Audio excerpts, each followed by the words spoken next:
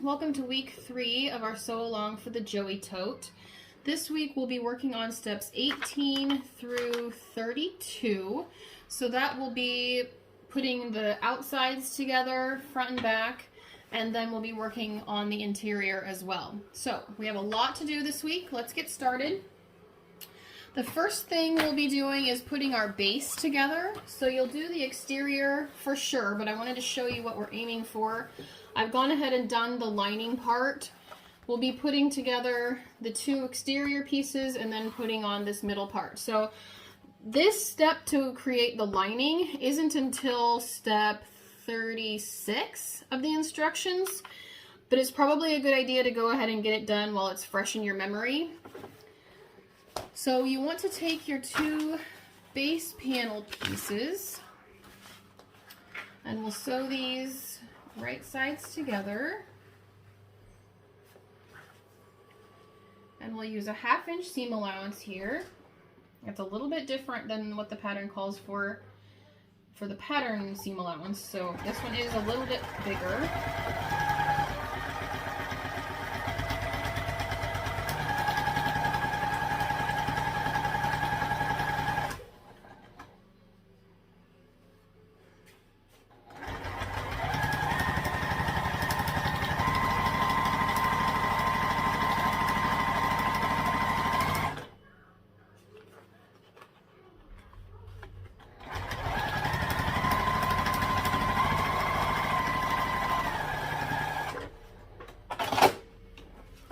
And for this seam, rather than pressing it one way or the other, we'll actually press it open. So I'm going to press it both ways just to make it lay flat, but then I'll be pressing it open. Okay, and we'll top stitch this. This one has a 1/4 inch top stitch, so it's a little bit different than what we've been doing. We've normally been doing 1/8 of an inch, so I'm going to do a little bit wider seam allowance, seam allowance on the top stitching with this one. You want to make sure that seam stays flat down.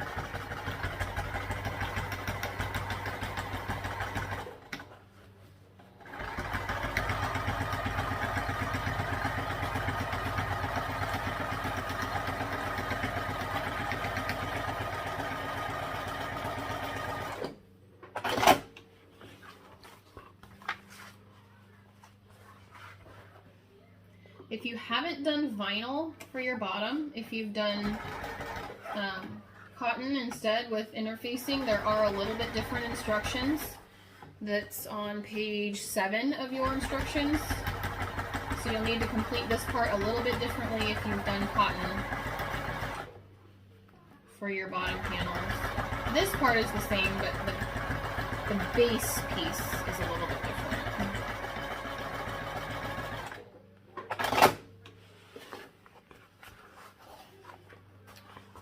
So that's what we have here. Now you'll take your bottom piece that has your firm stabilizer, and I've done double-sided tape. That seems to be what helps me with this.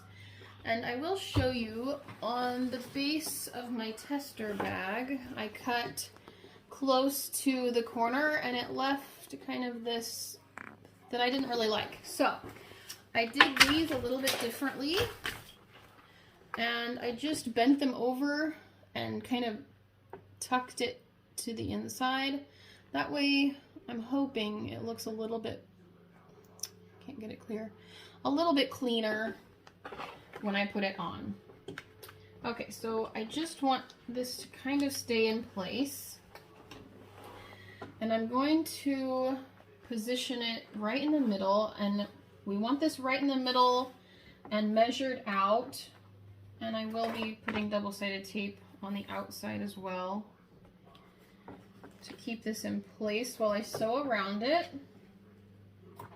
I'm a huge double-sided tape fan. I like things to stay where they're supposed to be while I'm trying to sew.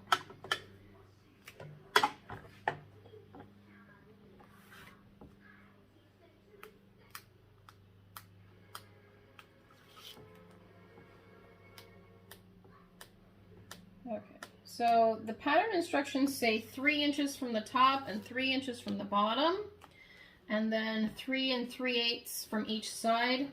Both times I've made this bag, it hasn't worked out to be exactly those measurements, so I am aiming for the middle rather than exactly those measurements. It's pretty close, but mine's more like 3.5 on each of these sides. I'm not sure why. And let's see, pretty close to 3 on the top and bottom. Maybe about 3 1/8, but I'm going to measure one more time. You want this right in the middle. Yeah, mine's about 3 1/8.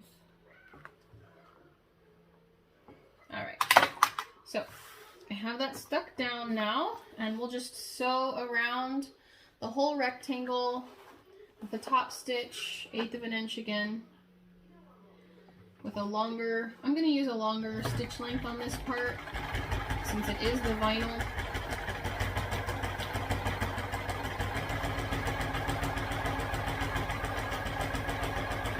It's quite a bit of vinyl, so if your machine struggles, it might be a good idea to go slow here, because you also are sewing through that firm stabilizer.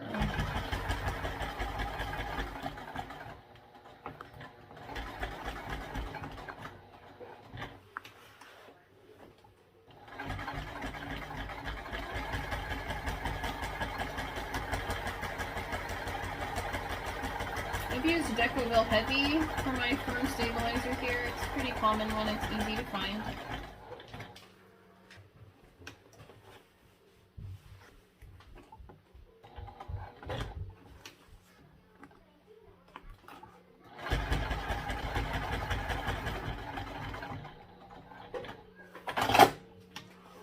Okay, I'll show you my corners there. At least the Decoville is covered this time, so you can make your decision how you want to do yours.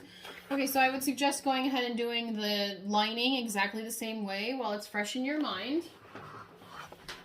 Now we'll be taking this and sewing it to our sides. So you have your front and back that we did last week, and we'll sew, it doesn't matter which one we do first or which side we use. So I'm going to put, this is my back with one side. We'll sew this one together at 1/2 inch seam allowance again this time.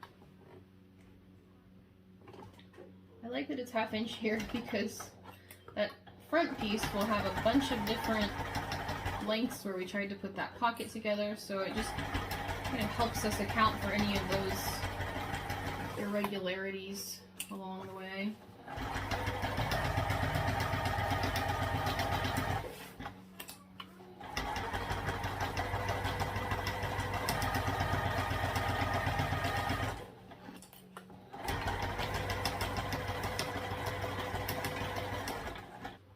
Now we'll just attach the other side. So we have this side done. We'll just attach, this is my front now. Attaching that to the other side of our base, so like this, obviously right sides together, and we'll top stitch here in a minute.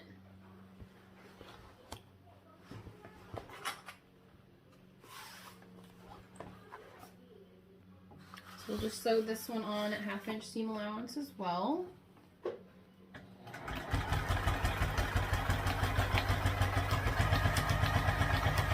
It's quite a bit thicker, it has a lot more layers.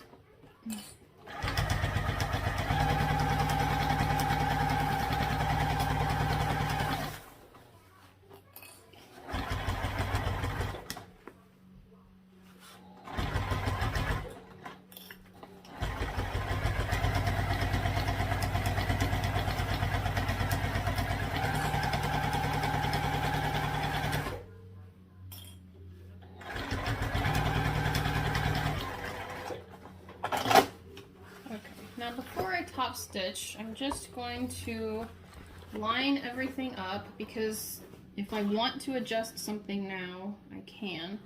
So I'm going to just line up my sides. I definitely want my handles to match up. And then take it down, and I want these seams at the bottom to match up. And mine match up pretty well, so I'm gonna leave it. If you have one that's longer, then you could take a deeper seam allowance there and try and fix it now, so that when you sew up the sides, it's not noticeable. Okay, so I'll take that pin off and we'll just top stitch. You'll want to top stitch on your base panel, so your seam will be going towards your base panel on both sides. This has gotten pretty long now.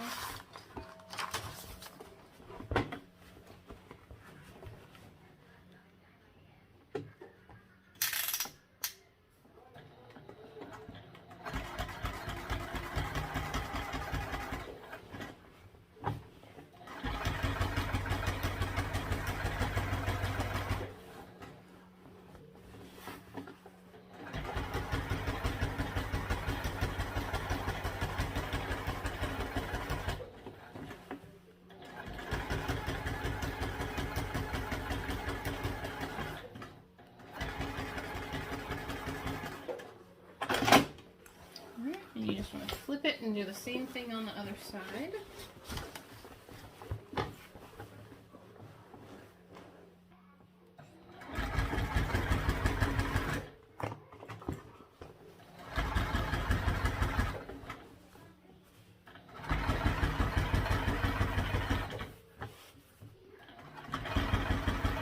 Quite a few layers here because we have all those pocket pieces too on the front side.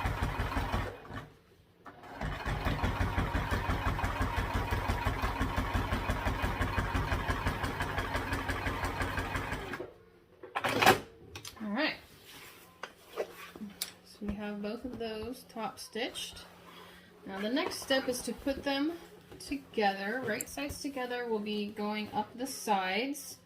So like I mentioned before, you want your handle sides to match, and if you've measured well when you applied them, they should be 1 inch down from the top. But I want that one for sure, so I'm going to double clip that.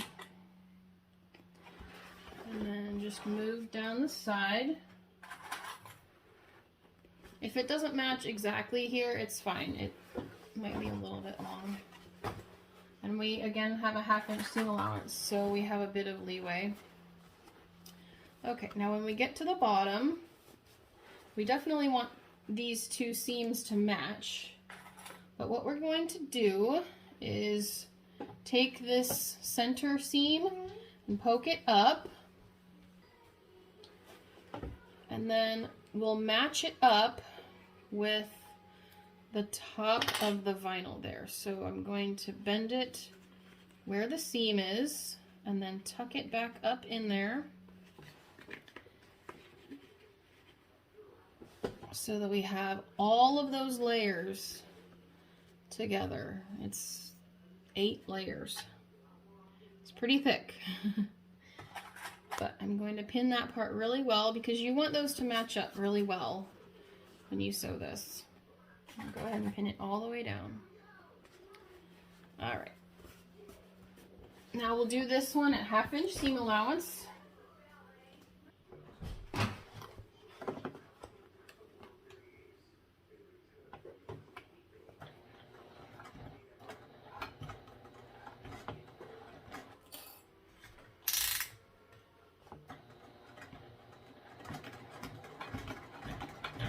So this handle part is 4 layers of vinyl, so be careful over that part.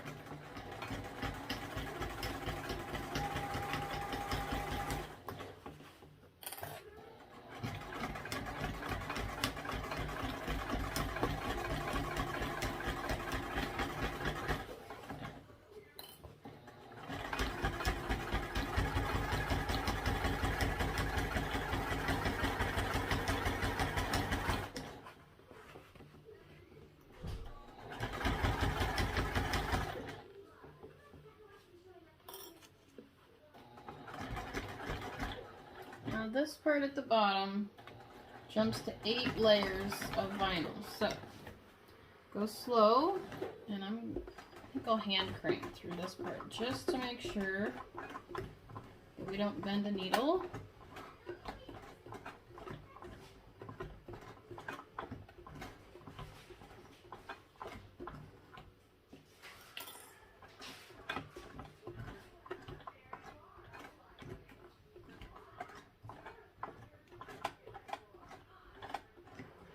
There we go.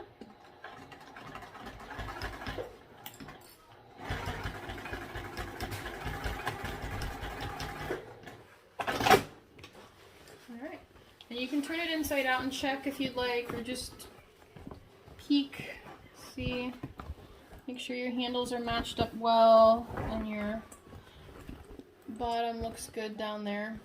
The first time I did it, I had kind of a hole right there, so I went back over that part. So make sure it's nice and solid. Looks solid this time. So flip it over and we'll do the other side. Pin it up real good just like you did the first time. You want to make sure those handles stay together. And then the bottom stays even as well.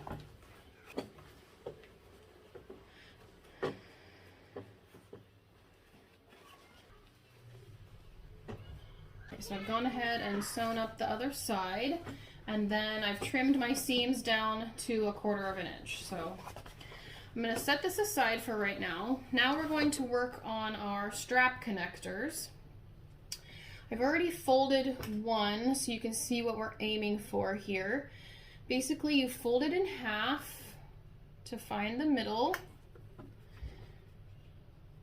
and then we'll fold each side into the center.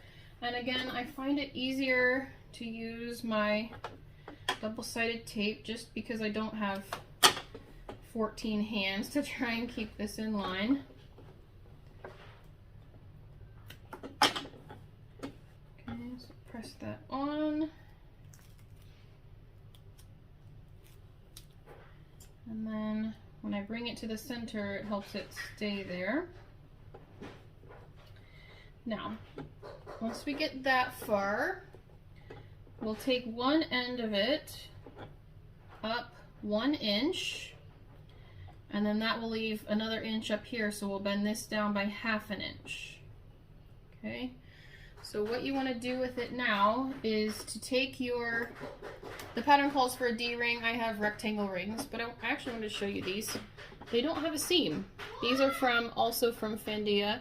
They don't have a seam, so I really like these. These are cool. So I don't have to worry about which way that I put them in. I'm going to put this inside the 1 inch side. All right. Now we'll have to turn our bag right side out so that we can put these on the outside.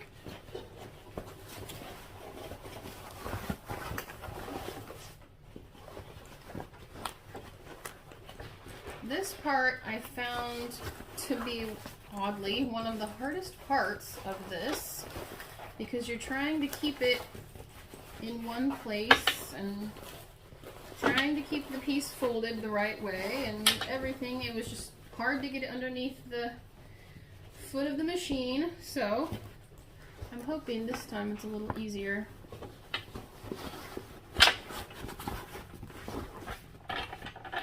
Okay. So these will go right on the side of the bag, right in that kind of crack, I guess, between the two vinyls. So I actually put the top of mine, my handles are just ever so slightly mismatched, so I put the top of mine just over that so that it's less noticeable. Yeah? Okay. Now, I'm going to try and figure out how to get it underneath there. Okay, I got it under there. Like I said, And you want to also make sure to not catch the other side of your bag here. I've switched to my zipper foot in hopes that that would help a little bit. Oops. And I know that my foot doesn't like to go up over my hardware. So I'm going to go just up to it. And then turn and try and go under it.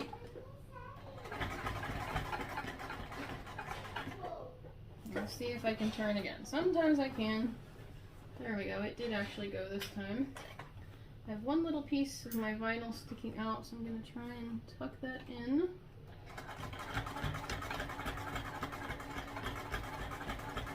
Okay. And I'm just going to give myself some grace, right? It looks okay. Anyway. We got it. Now the next thing, I'm going to install these awesome Chicago screws. These are part of the steampunk,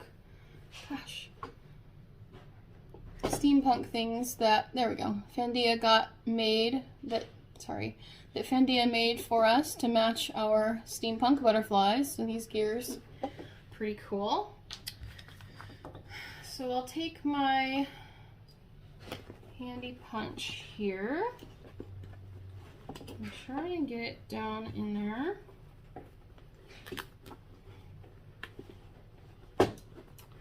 Boy.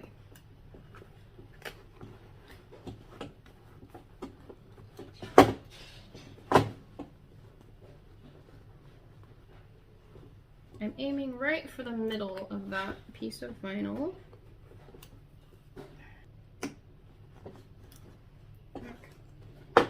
So I punched a hole in the middle, and then we'll just unscrew this and poke this through. Okay, so we got the screw through. We just twist this on.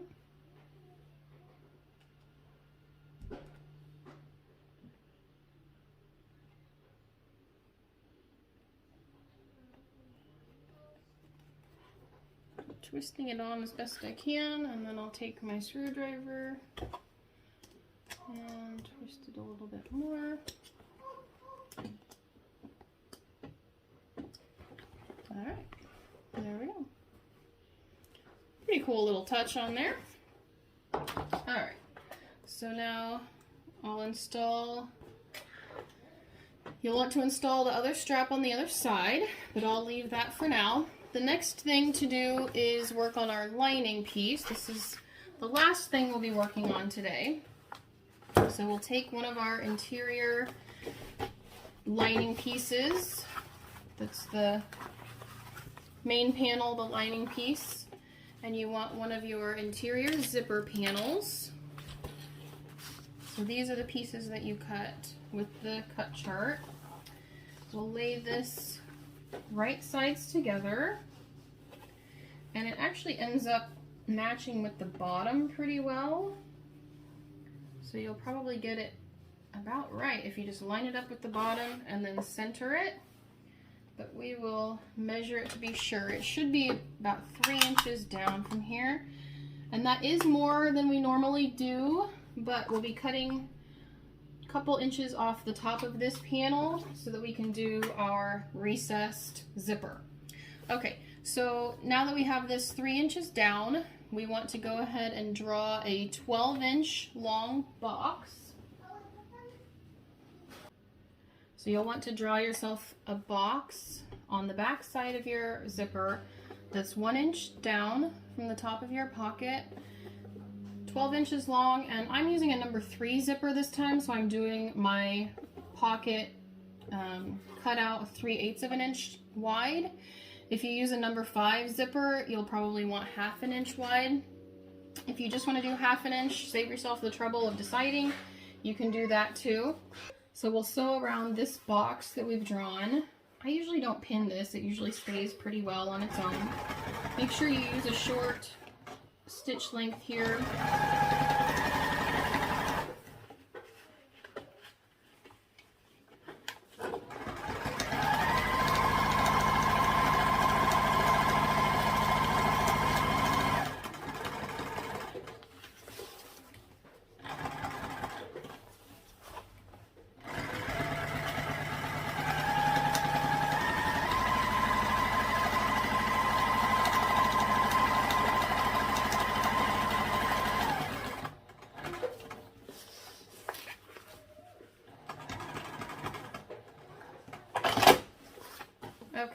and then we will cut down the middle of this box. We've done this before, so you probably know what I'm doing here. We'll cut right down the middle, and then about 1/2 inch from each end, we'll cut a little V. Okay. If you've used number 5 zipper tape, you'll want 13 inches of it here. Or if you have just a regular number 3 zipper, it'll be a 12-inch zipper. If you do cut through them on accident, just sew that corner again. Okay, now that we've cut that, now we'll flip this through the hole, both sides. You just flip the pocket part to the other side. Alright, we have this pocket all turned to the opposite side. And now we just want to stick the zipper. Make sure you're closing. You know I've put double-sided tape on here. You know me by now. Put your zipper on the left side. And we'll put that all the way down. Oh. I'm going to slide it down just a little bit because I have this metal piece that's going to hit right where my seam will be. And I don't want to hit that. I've done it before. It's not fun.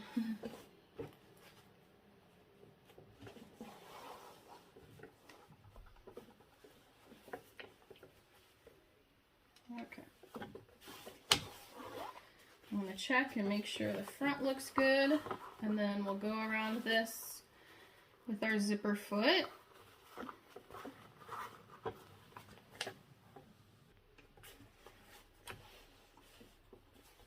Okay. Zipper foot is installed here. And we'll just go right around with an 1/8 of an inch seam allowance, really close to that edge there.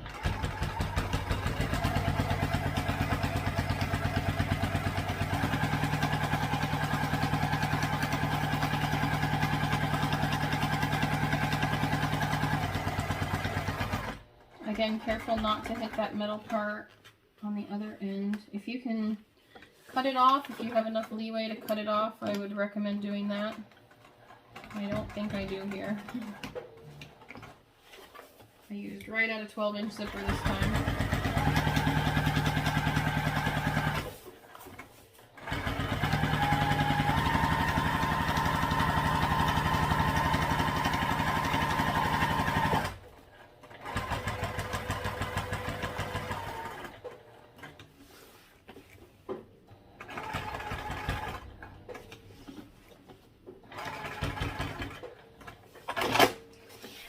Alright, now our zipper is installed. Now you want to turn it over and put your pocket lining on.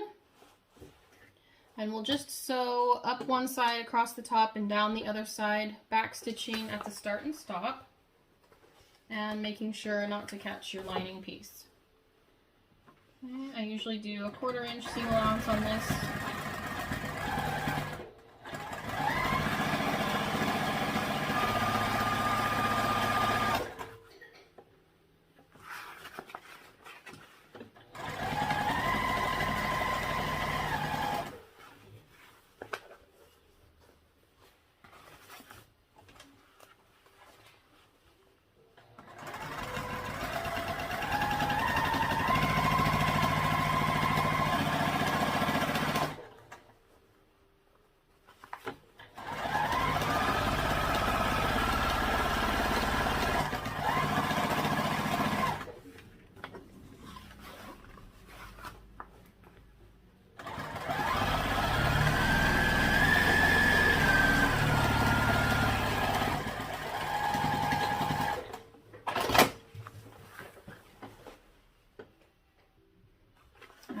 That's our interior pocket done. The next thing you want to do is take your pocket panels. So this is the piece that just says pocket panel, and we'll be making a slip pocket from these. So we'll place these right sides together and sew this just the top at 1/2 inch seam allowance.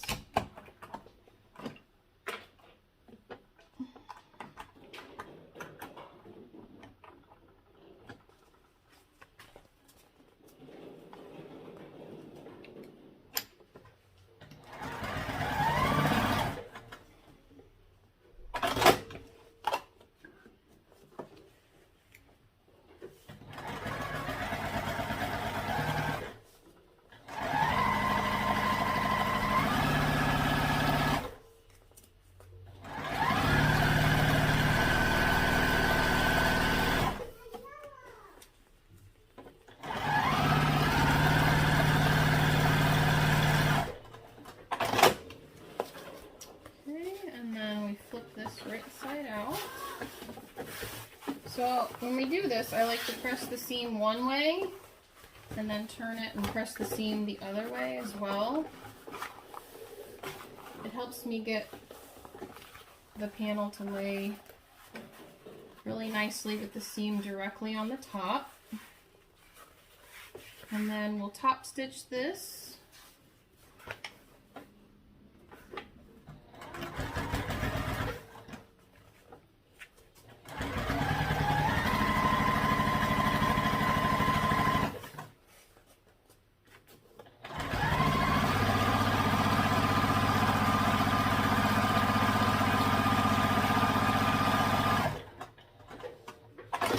For slip pockets, I actually use another line. I usually do 2 lines of top stitching. I just think it looks nice. So I'm going to throw that on there real quick.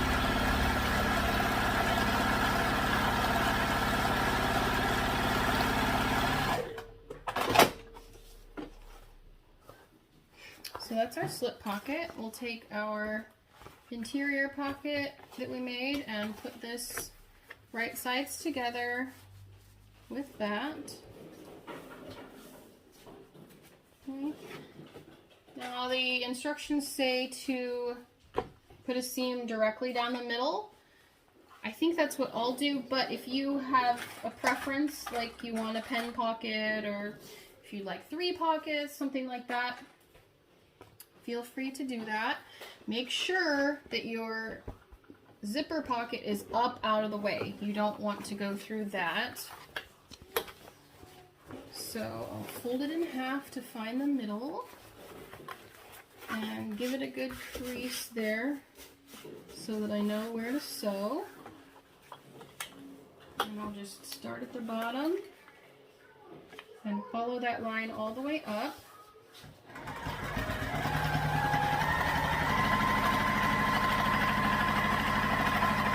And then at the top, I'm going to backstitch a couple of times just to keep that in line. It might be a good idea to add a rivet there as well. So now we have 2 slip pockets. And we just want to baste the rest of this on.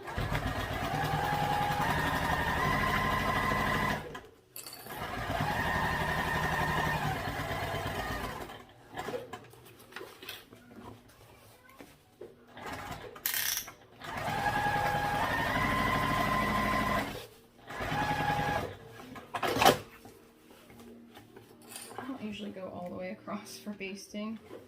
Just do it in pieces.